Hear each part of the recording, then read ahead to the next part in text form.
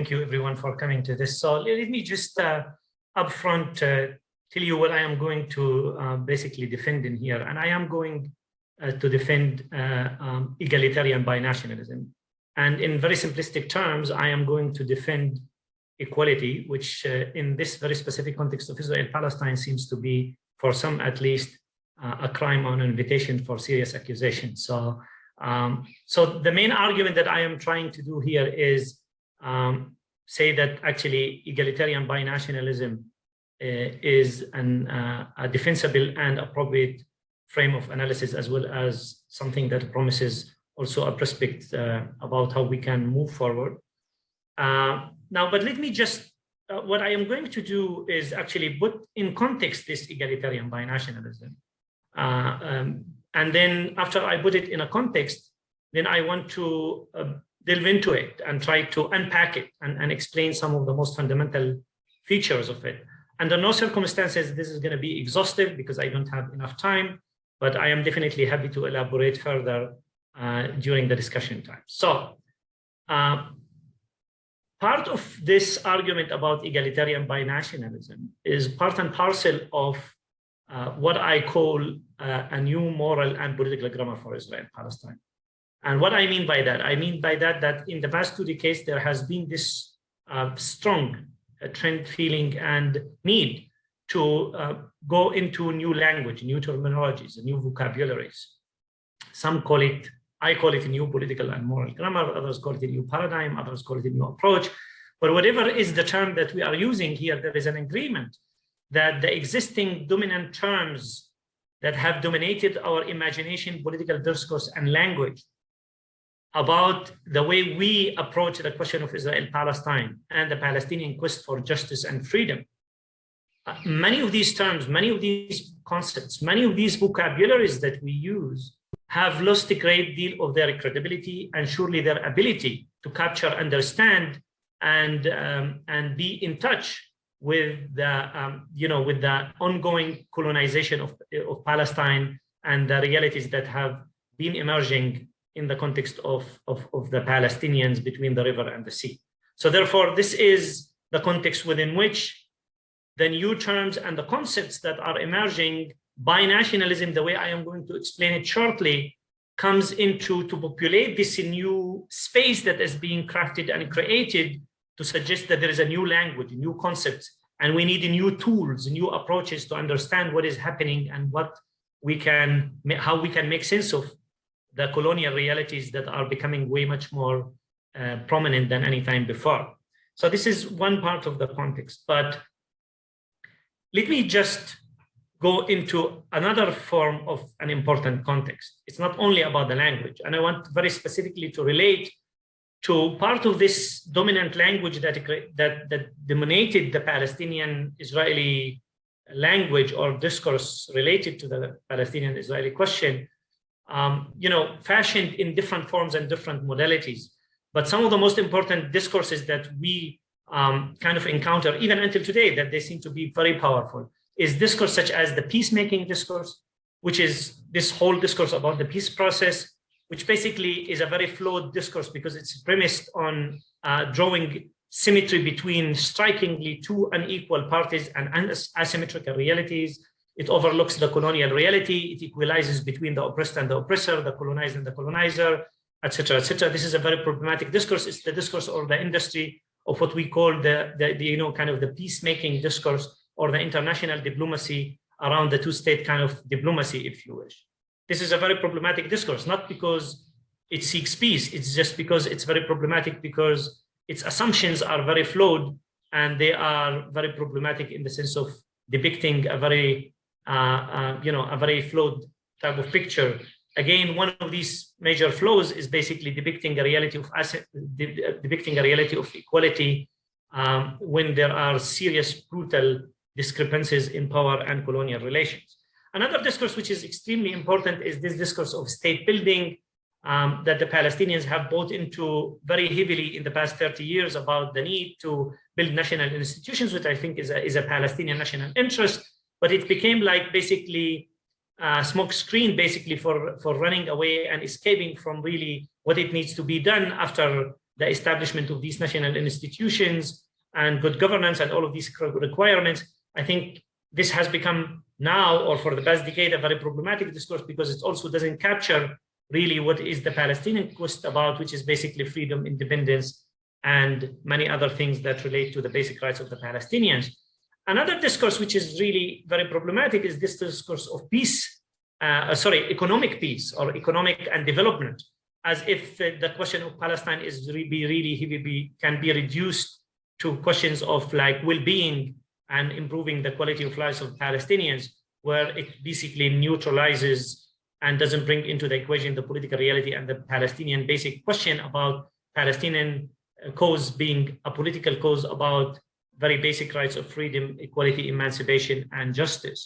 And the last one that I want to relate to is the humanitarian discourse, which is basically treats the Palestinian case as if it is like conditions of a misery and earthquake as you know, and therefore the need to intervene heavily with charity and philanthropy and which is a very problematic also because it depoliticizes the Palestinian question, because the Palestinian question was created in the first place as a question of, as a result of ethnic cleansing of the Palestinians, creating the issue of the Palestinian refugees and the whole, the whole things that related to the Palestinian Nakba, which is a reality of ongoing, it's an ongoing reality for the Palestinians until today.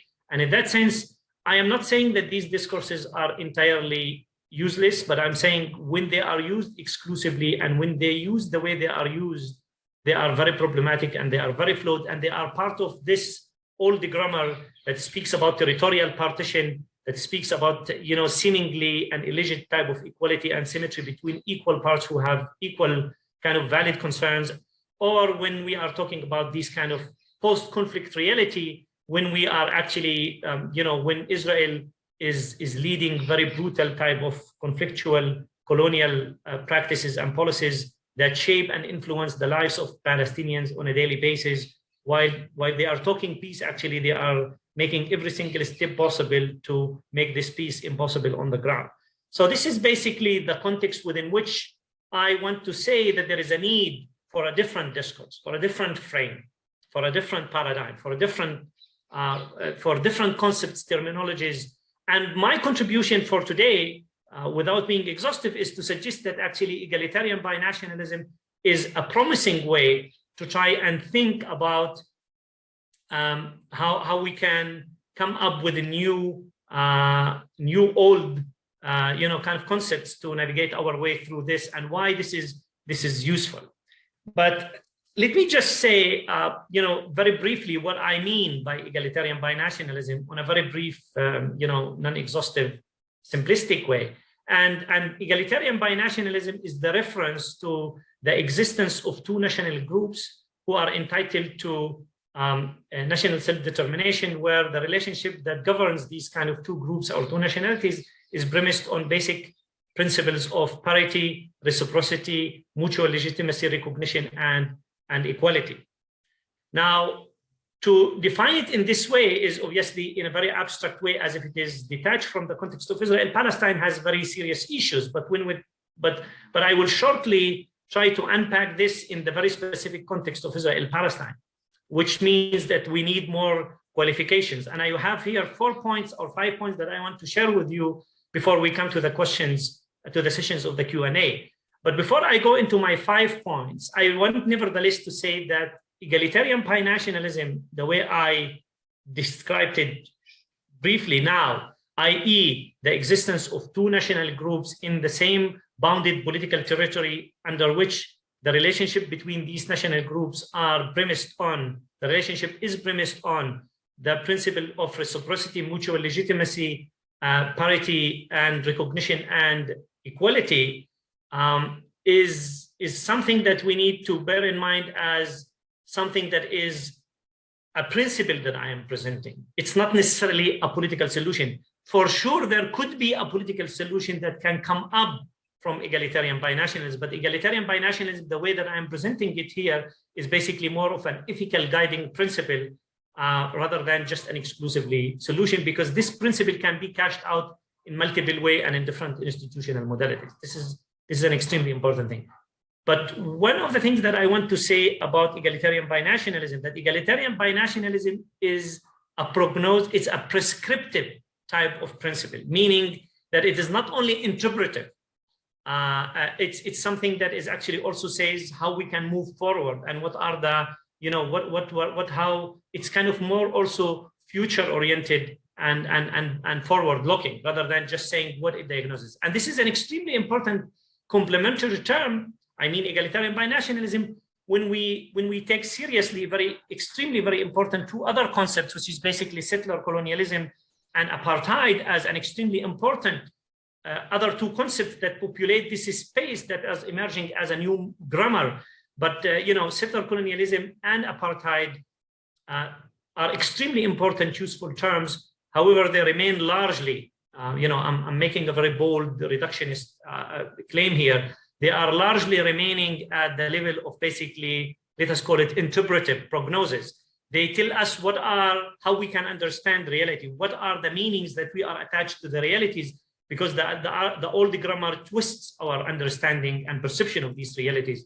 These are extremely bold in bringing to the equation what has been eliminated, and that is the colonial and the settler colonial practices and policies that depict this kind of colonial domination and the relationship of control.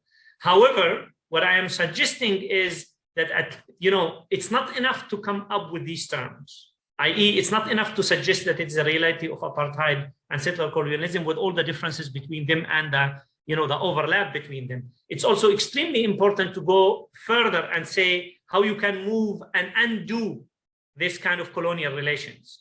And what I am suggesting that one of the possible and more promising ways of undoing these colonial relations and dismantling apartheid reality is egalitarian binationalism.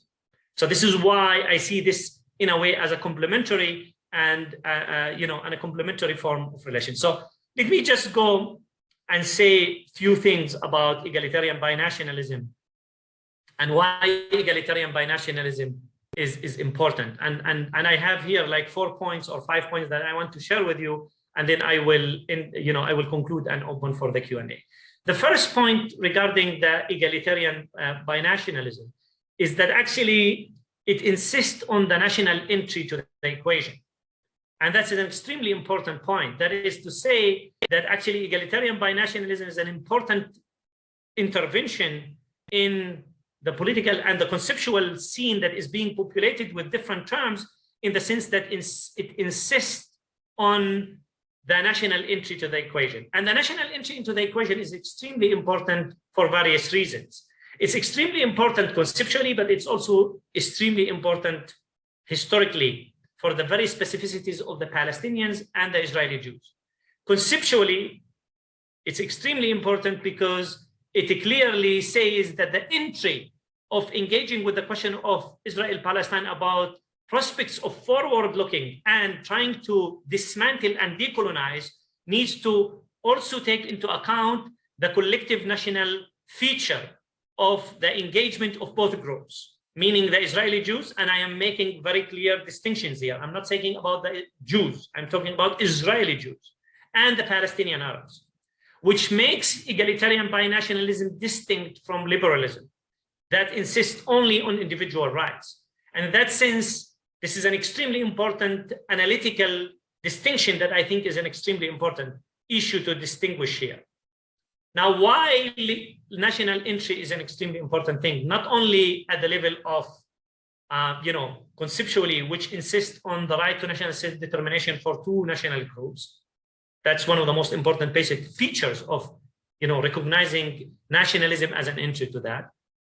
That is because historically also, to try and strip the Palestinians from their identity is extremely problematic into understanding the history of Palestinian nationalism prior to the Nakba and after the Nakba. Because I think insisting on the national entry is very emancipatory for the Palestinians. And why is that?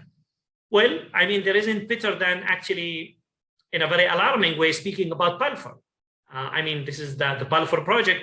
I believe that this is also coming to the Balfour Declaration. And one of the most important colonial imperial dimension of the Balfour Declaration was precisely the negation of the Palestinian identity. And this process of negation and negating the Palestinians continued all the way and continues until today with different magnitudes, but definitely was a very robust, very powerful thing by the Israelis, Western power, and some Arab regimes all the way through the 60s, the 70s, and the 80s.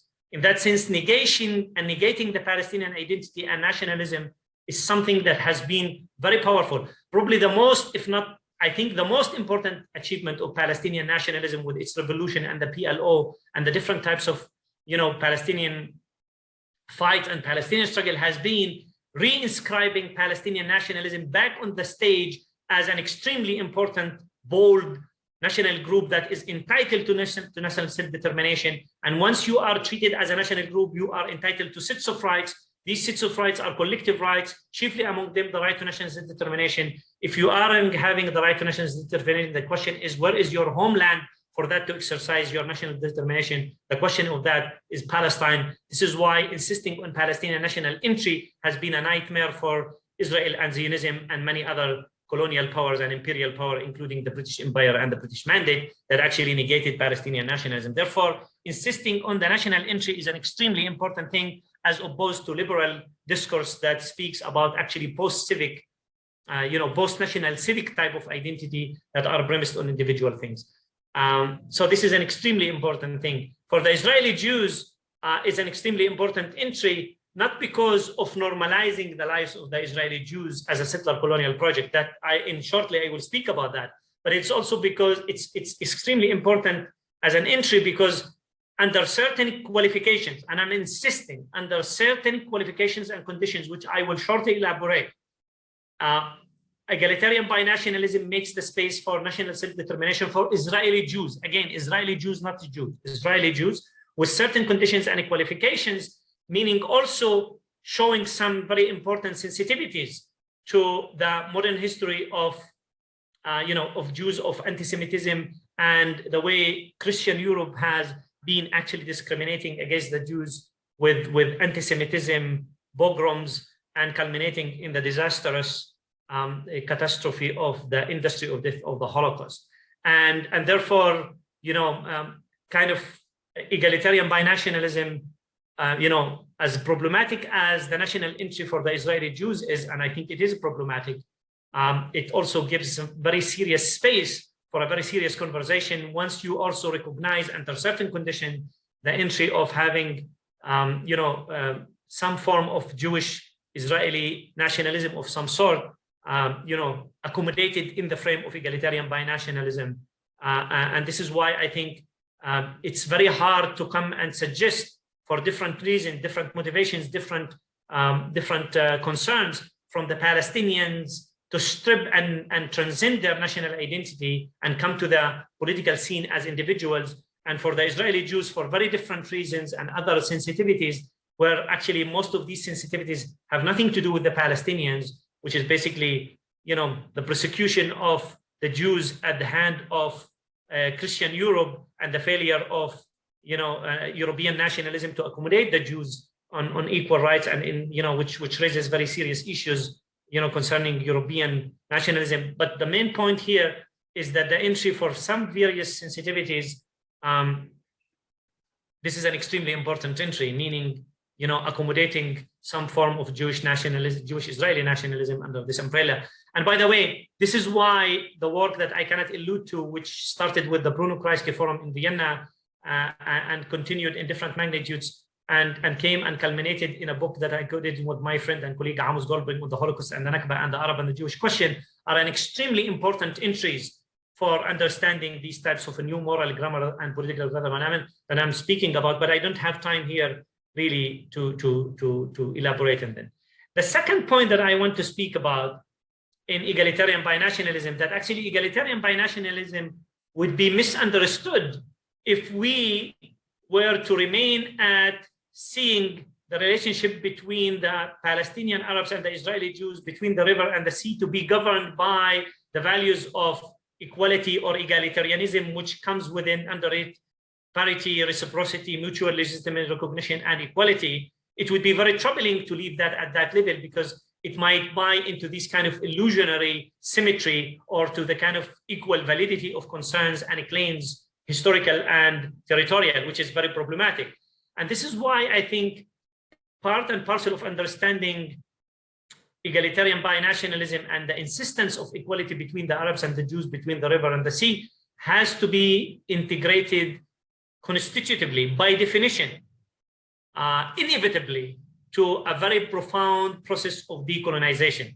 And at that process of decolonization, I don't have much time to elaborate on it, but at the core of that kind of process of decolonization is dismantling any, and I am insisting 10 times about any form of Jewish supremacy and privilege or exclusivity. Under the rubric of egalitarian binationalism, Israeli Jews are not entitled for any form of exclusivity, privilege, or supremacy of any sort. In that sense, egalitarian binationalism mandates a process of decolonization. At the core of this process of decolonization is dismantling any form of Jewish exclusivity, privilege, and superiority. And simultaneously, decolonization is also mandating a process of historical reconciliation. At the core of this historical reconciliation is the issue of granting, coming to terms with the Nakba, the ongoing consequences of the Nakba, and surely coming to terms with the basic rights of the Palestinians, chiefly among this, besides obviously emancipation, freedom, justice, self-determination, is chiefly among, in addition to all of that, is basically the right of Palestinian refugees to return. So extremely important, decolonization and historical reconciliation. The third point that I want to mention in this respect is that egalitarian binationalism is an extremely important one, because I think it is the condition for achieving something that the Israelis, despite their might, despite the success of the enterprise of settler colonialism in Palestine, despite the fact that Zionism has revolutionized the modern Jewish lives, but despite all of these achievements that Zionism and the State of Israel has achieved for Israeli Jews and for the Jews at large, but surely for the Israeli Jews, Israeli Jews, despite the Abraham Accords and all of this industry of normalization around it, they lack two very fundamental things. Zionism has revolutionized and achieved a great deal of achievements for Israeli Jews, but it failed in two respects. And these two respects are normalization and legitimacy. And most importantly, normalization and legitimacy in the eyes of the victims of Zionism, namely the Palestinian Arabs.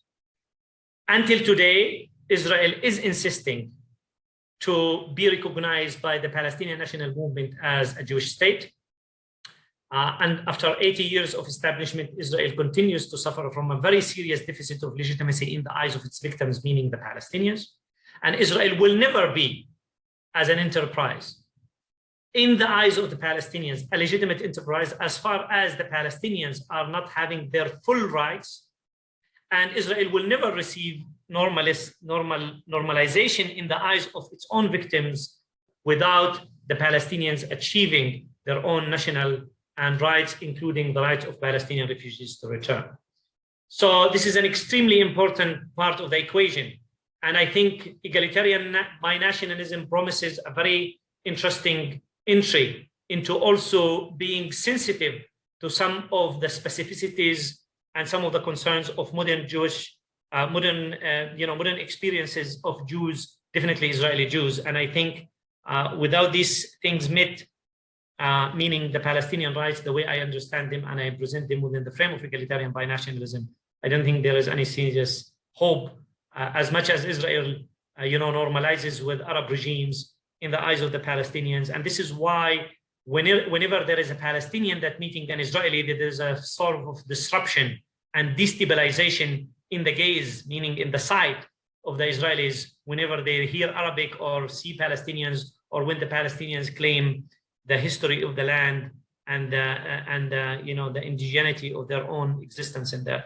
The last point that I want to say here, and by this I conclude and finish, is basically, for a very long time, Israel and Zionism got away, with, with their insistence of to be a defensible project, and not only even defensible project, but a defensible project by, parties and circles and quarters that identified themselves to be liberal and progressive, whether these are the Greens, the Social Democrats, the Labour in Britain, if we are speaking about that, and many other kind of progressive liberal things, including in the US and many other places.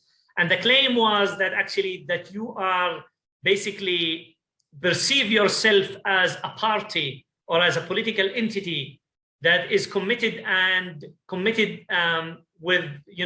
to values such as actually equality, freedom, justice, fighting racism, and supporting basically, the struggles of those who are marginalized and oppressed. And at the same time, you have Israel as an exception with that flavor, with that flirt with the kibbutz and the labor, and many of it is also motivated by guilt and by philo-Semitism. And I'm not going to dig deep into the reasons of that, but I think for a very long time, for decades, many of those parties could get away with kind of, or at least it sounded to them that these two positions are compatible and we can reconcile between them.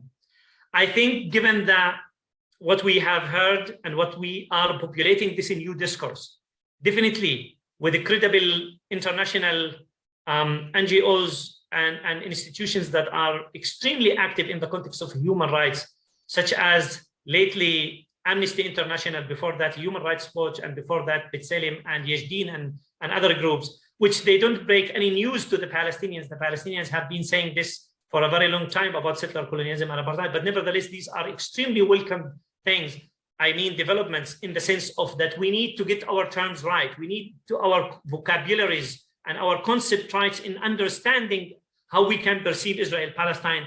I think those who have maintained this kind of position of seemingly suggesting that it is compatible to be committed to these values of equality, liberty, and fighting racism, and being committed to justice, and equally support the Israeli and sympathize with the state of Israel and its policies and practices, have no credibility whatsoever anymore to sustain and remain in that position, because that position is flawed, inconsistent, and the compatibility with apartheid and commitment to values of equality and justice is a very problematic thing to hold. And this is why I think, and by this I finish, egalitarian binationalism armed with the commitment to equality, justice, freedom, and emancipatory politics, the way at least I advocated here in a nutshell and very briefly within the frame of egalitarian binationalism,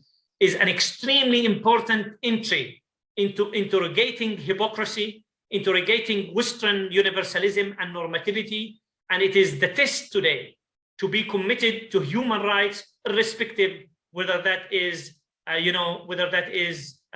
Israeli or Palestinians. And in that sense, I think this is a very serious opening today for a new conversation in Israel-Palestine, for different types of alliances, coalitions, and configurations where the commitment to these values needs to precede any commitment to any political solution of any particular type that you can entertain. This is why I insist this is a guiding principle for a joint dwelling for Arabs and Jews between the river and the sea, premised on partnership, equality, under conditions of decolonization and historical reconciliation. I stop here, and I'm very happy to take your questions. Thank you so much. That was so interesting. We've had so many questions come in, so I'm going to try to get through as many of them, or as many of the themes as possible in the time that we have left. First, I want to just give you a couple of comments. By the way, I will be sharing the chat box with Bashir after the event, so you'll see all your comments and everything, even if I don't get to the comments or questions during this talk. But from Heather Fermani, she says, this is such an important meeting. Thank you, Bashir. Terrific and forward-looking. And then we've got from Ronald Mendel, a concise, clear, and well-organized presentation. And I'm going to start with his question. Does egalitarian nationalism imply two parallel states, Palestine and Israel, or a single state in which the collective political, civic, and cultural rights are embedded in the state's institutions? Can I go ahead and answer this right away? Yes, okay. That'd be great. Thank you. I think, again, I mean, as far as we are committed to the principles and to the values that I elaborated as to be definitive, constitutive and at the core of what egalitarian binationalism is, I think I am very happy to live with many solutions, meaning it could be tolerated within the frame of the two-state solution. It could be tolerated within the frame of a confederation, federation. However, egalitarian binationalism cannot be accommodated within the frame of two-state solution the way it is being entertained today as the mainstream of it. But it actually requires a completely different configurations of two-state solution. So I am not very, and I think as far as the Palestinians are concerned from the perspective of their values and their kind of commitments to rights, I think we can cash out these rights in multiple modalities and institutional configurations. So yes, egalitarian binationalism can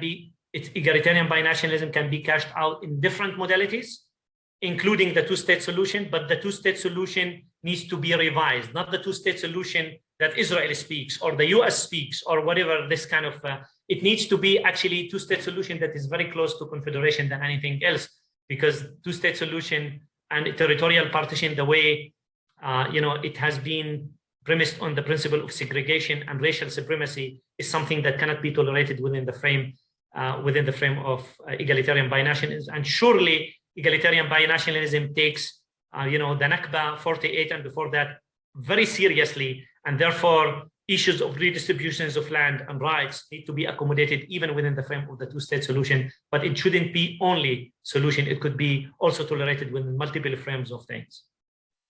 We've got a couple of questions. Thank you for that on the setup and the logistics of this. So from Peter Brain, an interesting question and point.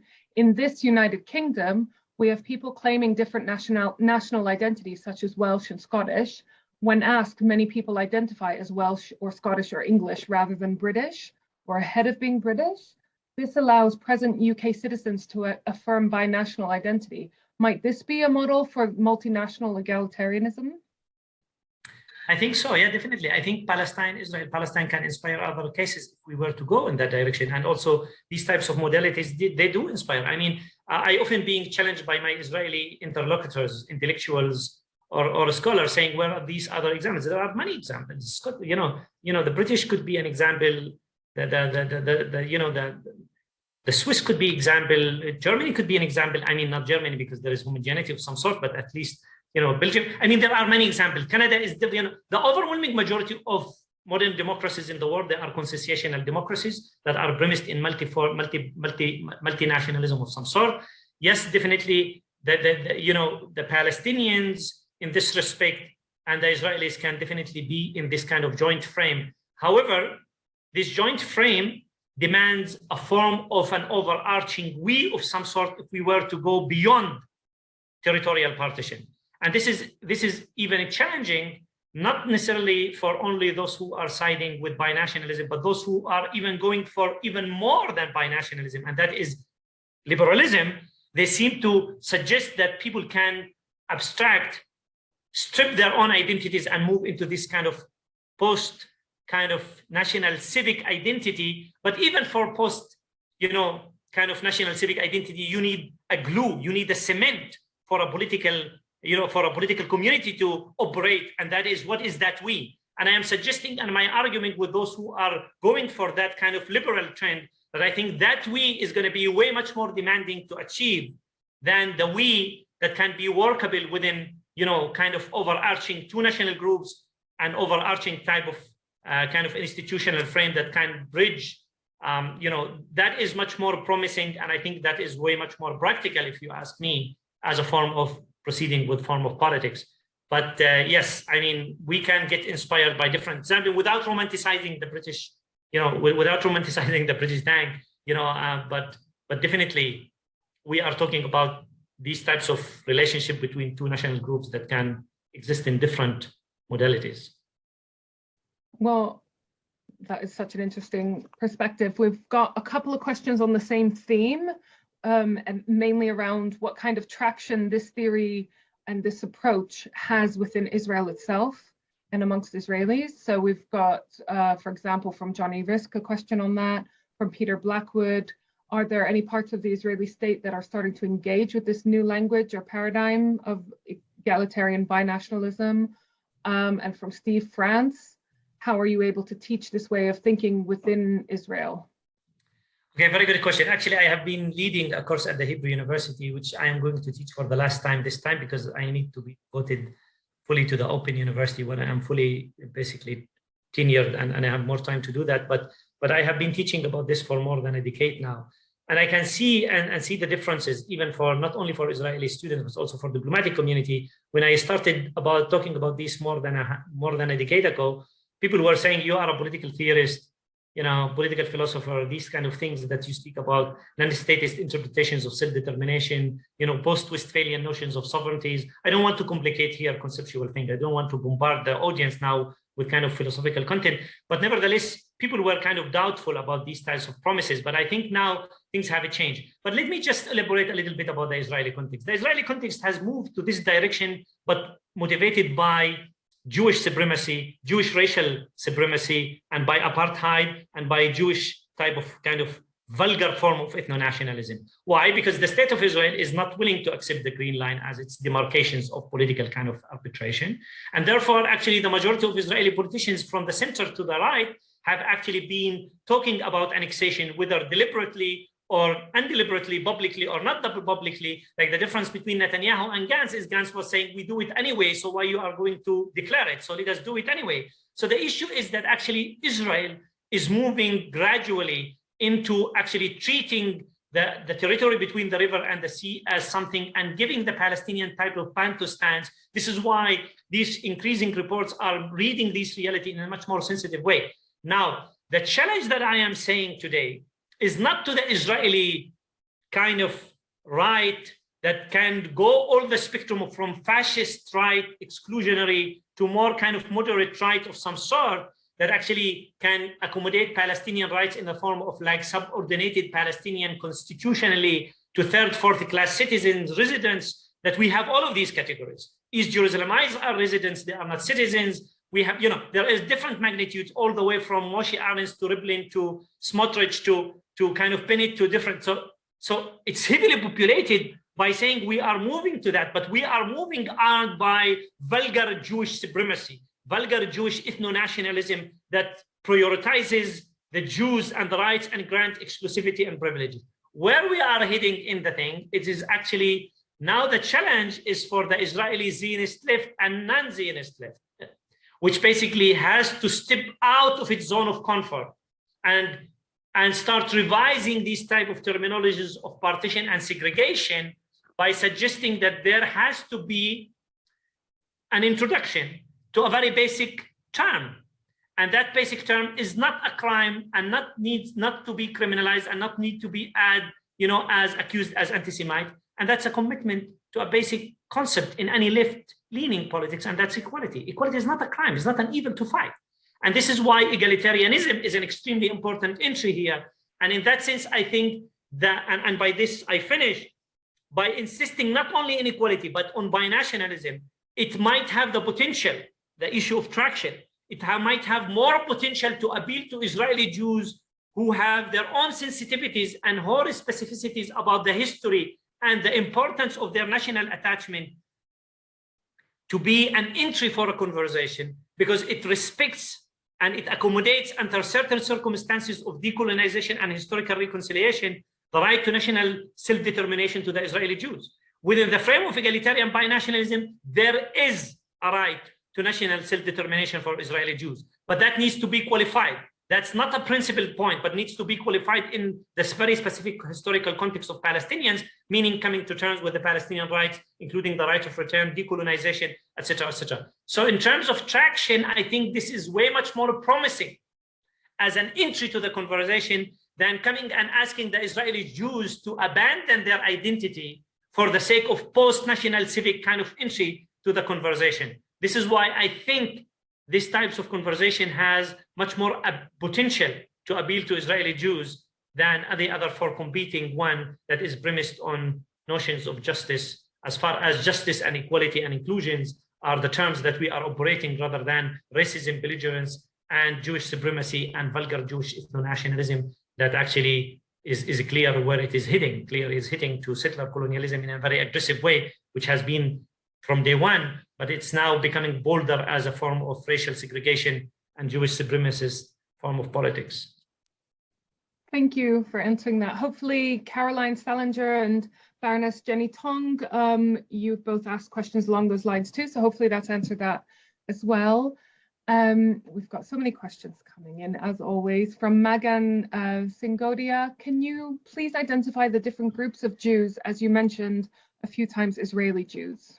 So just to clarify. Well, Israeli Jews, meaning those who are citizens of Israel. I don't speak about Jews who live in the US or another, for that matter, of any other where in the world. I mean, when I speak about egalitarian binationalism, I don't refer to Israeli Jews. I refer exclusively to Israeli Jews, not to Jews. And by the way, I mean, one of the most important things that this is really happening, and next week I'm going to be talking to a very interesting bunch of, some leaders from the US and students that are coming from the US, Israeli Jewish, there is this kind of, equating Jewish identity with Zionism and Jewish Israeli nationalism is very problematic, even on the terms of the Jews themselves. And I think this has become a very serious issue, unfortunately, less in Europe. And in that sense, I think in Britain, it's very problematic, and in that way needs further encouragement. In the US, there is a very serious advancement and progress on that front, where there is a serious decoupling that is becoming within the new generation between that heavy equation between Zionism and Jewish identity. I think one of the most interesting things that happened to Jews in now I'm criticizing Zionism is that Zionism actually narrowed the possibilities of what it means to be a Jew in modern time, to be attached to this ethno-vulgar form of Jewish nationalism that is very heavily informed by Central and East European things, where Zionism actually come. In that sense, Zionism is a European phenomena answering a European question, apropos the book that I am speaking with Layla about the Arab and the Jewish question. The Jewish question is not a Mediterranean question, is not a Palestinian Arab question. It's actually a European Christian Europe question, and its failure to adopt in that.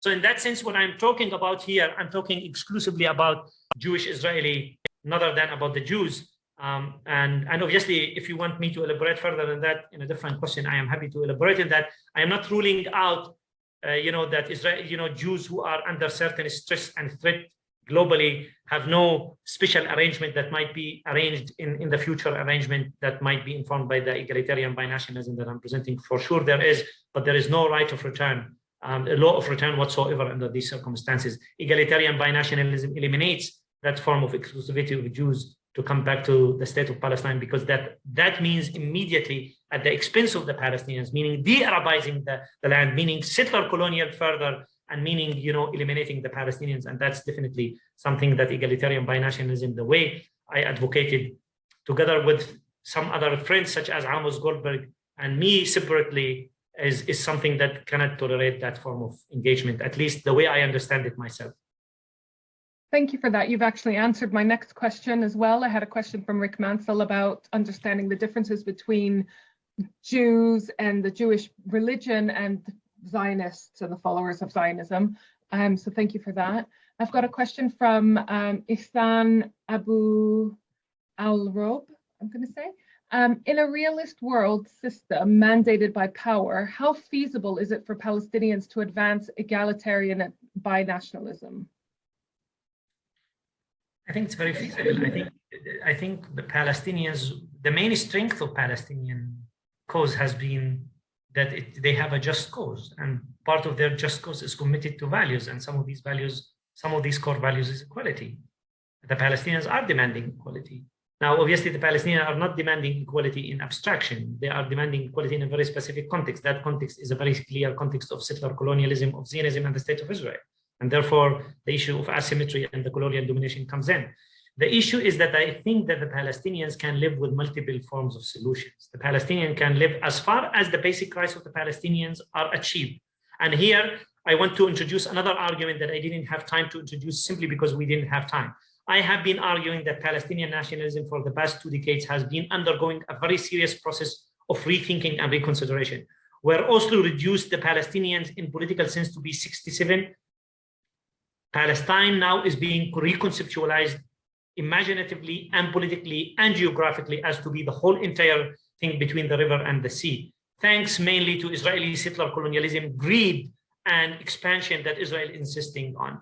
And therefore, what I am trying to say, the Palestinian cause is about rights, is not about one particular solution.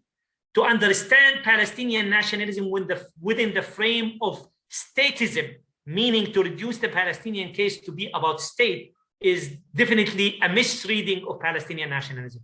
Palestinian nationalism developed and emerged shortly after the Nakba, but also can be attached to that before the Nakba in relation to the imperial presence of the British mandate. The Palestinians are about rights. Most chiefly among these rights are self-determination, independence, and after the Nakba, the right of return. Any political arrangement that respects and comes to terms with the ongoing consequences of the Nakba, the Palestinian can live with. The trouble is that it is the Israeli Jews and Zionism that cannot live with many of these kind of things. It's not their insistence on this exclusivity and this kind of vulgar form of ethno-nationalism that cannot be defined now after the nationality law. I am a citizen of Israel. Israel has delegated me already a long time ago, since I was born, including my parents, from the day it was established, but now constitutionally more than any form, to a very downgraded form of citizenship. So again, I think these types of questions are extremely critical. They cannot be solved in closed rooms of, engineering of solutions, but can be emerging from conversation, alliances with Israeli Jews, with the global solidarity movements, with the stakeholders of diplomats, and with those who are interested to see some form of solution in Israel-Palestine that is committed to basic principles.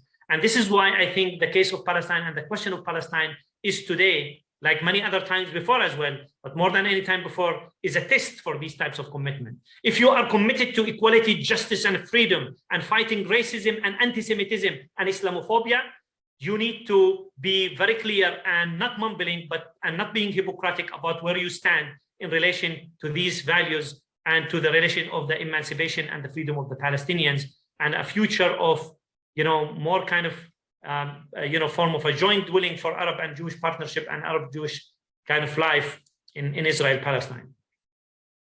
Thank you for that explanation. That was really good. Thank you. We have a question from Michael Green. Let me put this question to you. You used the term ethnic cleansing during your presentation.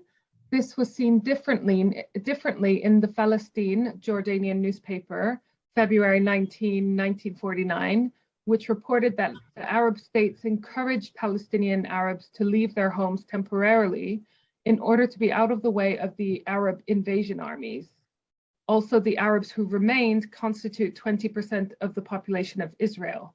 Can you please comment?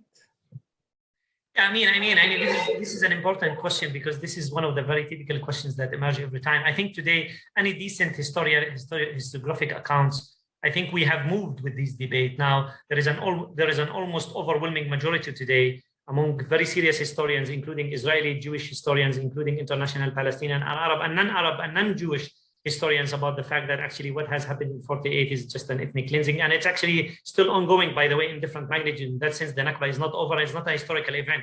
It's an ongoing reality. And now, coming about, episodes here and there, and about, you can go and read,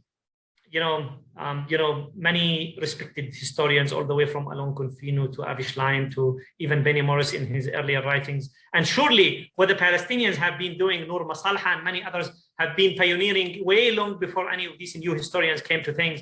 And, Tantura would be the recent kind of things. Tantura would be a very, exemplary thing, when the Palestinians have for ages been saying that there was a massacre in Tantura. It's a Palestinian village on the coast. I don't know if you have been following this. It's a very fascinating thing to follow, and the heartbreaking. And actually, that there was a massacre, and now, when this master student that wrote the thesis, they criminalized his findings, And now with this new Israeli movie, which is now became like, that there was kind of a very serious massacre, and there were dozens of massacres as well as ethnic cleansing. The Palestinians, were dispossessed and ethnic cleansed in Palestine due to different factors, all the way from massacres to shooting, to looting, to dispossessing, to fear, to terror, as well as from serious engagement and responsibilities from some Arab kind of troops. These are not Arab armies, they were troops, not Arab armies. So again, I don't want to get into that type of debate. Under no circumstances, I am suggesting here that I think this is a very bold ethnic cleansing, and I think it's a pity if there's a very serious historical work now around this, and I think it's a very bold, clear form of ethnic cleansing of some sort and magnitude. Thank you for answering that so thoroughly. I've got a question / lovely comment, so I'm going to read it from Hafida Ben Shahida. Thanks a lot, Dr. Bashir. I'm Algerian. I want to know if your work has been translated into Arabic or French for Algerian readers, not me. I love and duly respect the Balfour Project for their endeavors to make known this sad and disastrous reality of Palestinians in the inferno of colonialism and apartheid. So thank you, Hafida. And is your work translated? Yeah, very briefly, this is an extremely important thing. My book with Amos Goldberg on the Holocaust and the Nakba in English, because we had something else also in Hebrew back at the time. It's completely two different books. They carry the same title. The Hebrew book is very different with different contribution, and the English book is the English book, which made very serious. Actually, was sold out within 3 weeks and a half entirely. Like all copies were entirely sold out within 3 weeks and a half. And they reprinted it already several times, I think 5 times already reprinted.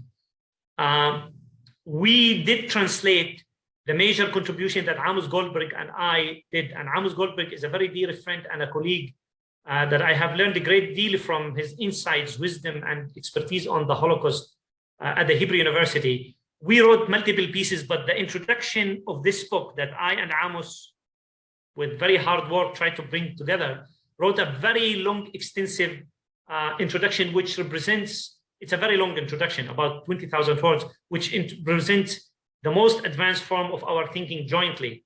And luckily, this introduction of the book is self-standing. It doesn't really, except in the last few pages, start talking about the book. It's a self-standing piece. We did translated it into Arabic, and luckily enough, Ilyas Khouri and the editorial board of the Journal of Palestine Studies were generous enough, and they published it entirely in the Journal of Palestine Studies, مجلة الدراسات الفلسطينية.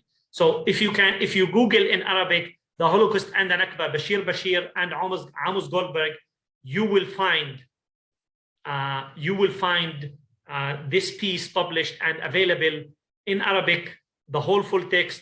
Otherwise, you go to my Academia Edu profile, Bashir Bashir Academia Edu profile, you will find it there. And yes, and it has been, and I did present my work also in Jordan, and some friends like, I think I saw Lix earlier here invited me to speak to some Palestinian young professionals as well, and lawyers, where I presented some of this work. So yes, the work has been translated into Arabic.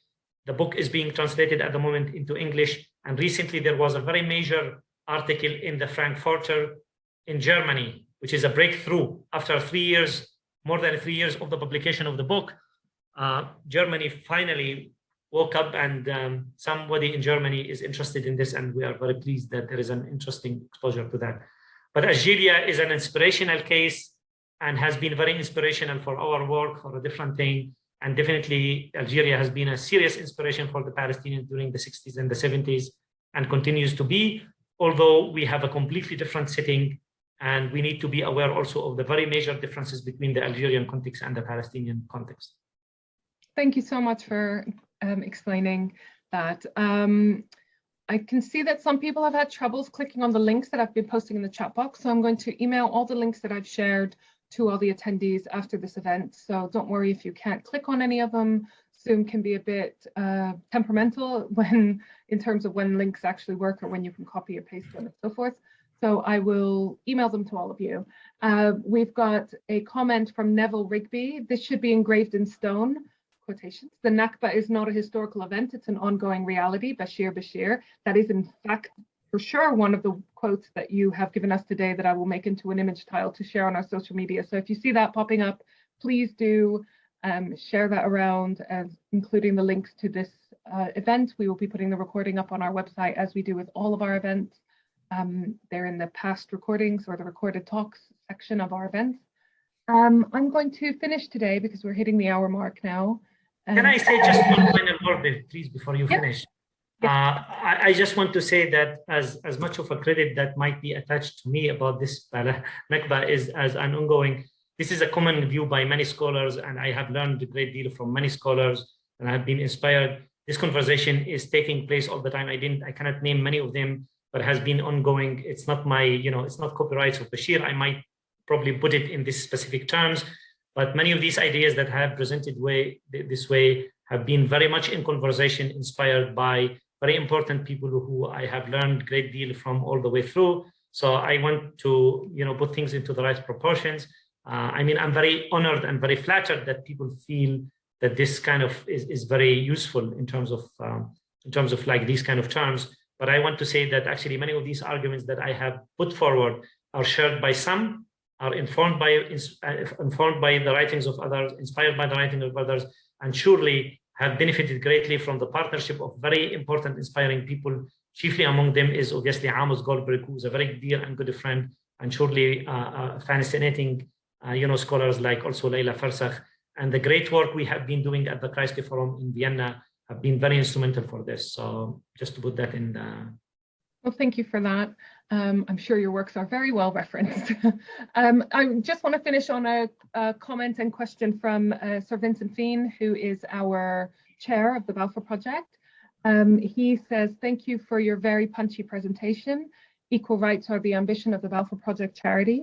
You live in Jerusalem. What changes can you see around you, or what changes do you need to see around you to make your and our aspiration a reality? Where do you find hope? Okay, thank you. I'm very grateful actually for this question, because I think this question, there is no other place in the whole entire land between the river and the sea more than Jerusalem that represents this potentiality that I'm speaking. Actually, Jerusalem is a binational city, but very much trapped by a colonial reality of Jewish supremacy, control, oppression that we witness on a daily basis. Last week I was in Sheikh Jarrah. I participated also previously in May in many of these demonstrations there. Some of my friends were injured during these demonstrations that we participated. So actually Jerusalem is the microcosmos of historic Palestine. The Arabs and the Jews have become much more intertwined and inseparable than any time before in their history between the river and the sea. However, what have made them inseparable and interconnected is the proof today that Israel is trying to make all of it can in order to make segregation, bypass roads, checkpoints, wire, permit system, and to make this kind of, kind of segregationist politics that is manifested today in this kind of apartheid reality. There is no future for this city that I live in that is tormented by colonial reality and oppression on a daily basis without this city becoming a shared binational city premised on equality and restoring the historical injustices that the Palestinians have been experiencing firsthand until this very particular day, including coming to terms to the consequences of the Nakba.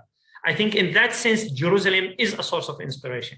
Jerusalem can be a source of inspirations where the whole entire land between the river and the sea needs to be informed by the reality that we know that actually the microcosmos of historic Palestine, that is Jerusalem, is a binational reality that is premised on very twisted binational reality. It's a one that is premised on domination, Jewish supremacy, racism, hatred, fear, and violence, and colonial practices that are premised on demolishing houses, dispossessing people, withdrawing IDs. We can revert that into the direction of where we can see a binational city shared and where the whole entire land can be inspirational for this principle. And I think we seek a lot of inspiration, Amos and I, from the very specific case of here, but without kind of deceiving ourselves that this is a very brutal reality where the Palestinians are suffering miserably at the hand of the Israeli colonial policies, whether by the state or the city hall or the municipal kind of policies. But the thing, and by this I finish, I mean, the hope that I seek and aspire from that we are going in a very bad direction. And this bad direction, we were eluded and we're kind of deceived, if you wish, if I may use this term with the qualifications, that, partition as a very huge compromise that the Palestinians have given up more than 70 or 78% of their land in exchange of 22% of their land, is not working because of colonial greed and because of expansion and because of, further kind of vulgar ethno-nationalism that doesn't want to accommodate, but actually rules out, eliminate, and oppress. If we are going to that, and now we are getting our terms right, we are not deceived anymore by the lovely, laborish kind of, dovish type of language of we want peace, but equally doing everything we can, including the laborers and the left in Israel, the Zionist left, in order to eliminate any possibility of peace.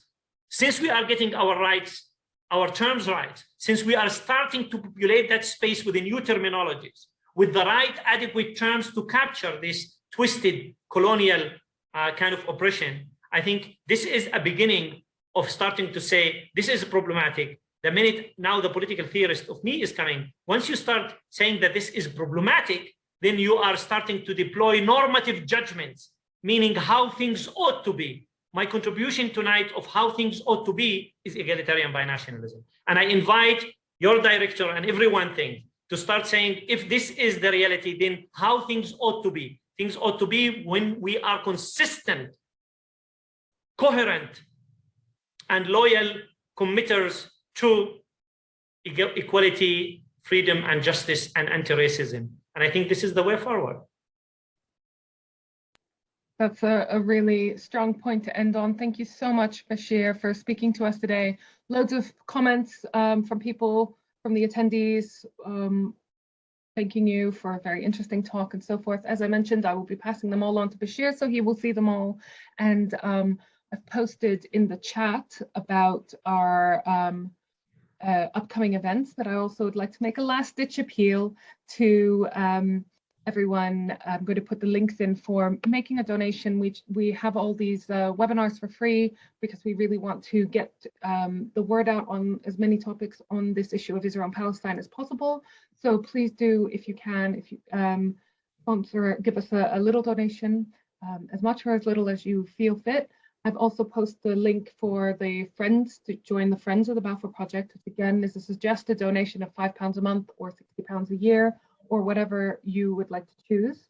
Once you click on the link, you have the option of either going to the custom amount or the predetermined amount. Just to read you some of the comments, Bashir. Thank you, Bashir. Thank you so much. Excellent. I'm impressed with, here we have from Ronald Mendel, whose question you answered. I'm impressed by Bashir's intellectual integrity and his humility. So lots of lovely comments coming in. So thank you again for giving us this perspective, and thank you attendees for joining us again, and we hope to see you again in the future. As mentioned, I will share the links to all the things that we have talked about today, and we hope to see you next time. Bye everyone. Thank you. Bye.